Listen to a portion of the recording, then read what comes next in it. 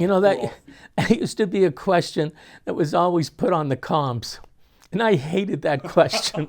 That was 1972, and here it is 2019, and you're throwing it at me again. Sorry that you have to put you through So, what do I see is coming up? We already told you the ramifications of AI, artificial intelligence, mass unemployment for lower level jobs.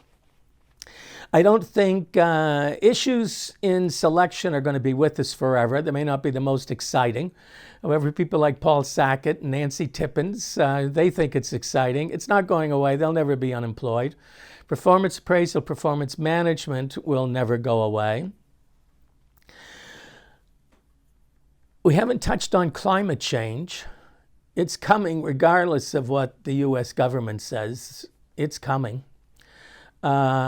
I think we have to start thinking about what kinds of issues that's going to cause, especially with mass migration. So we're already seeing what's happening in Europe and far right-wing governments being elected because many Europeans don't want people from other countries coming into their country. United States is very upset. Well, I'll rephrase that. The U.S. Republicans are very upset about the number of people from Central America and Mexico coming into their country. You know, Don Byrne coined a term way back in the 70s. It was called the similar to me error. And in essence, in a couple of sentences, we like those who are similar to us in all sorts of ways, and we dislike those who are dissimilar to us.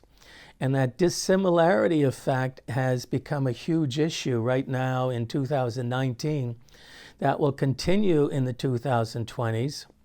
And a causal variable is climate change and people escaping, whether you have all sorts of droughts in Africa or all sorts of droughts and climate changes in Central America. We in Canada have the U.S. in between us, so we don't have the problems that at least the Americans perceive it as a problem. I personally don't, but this isn't a political interview. So I think that's going to be a factor.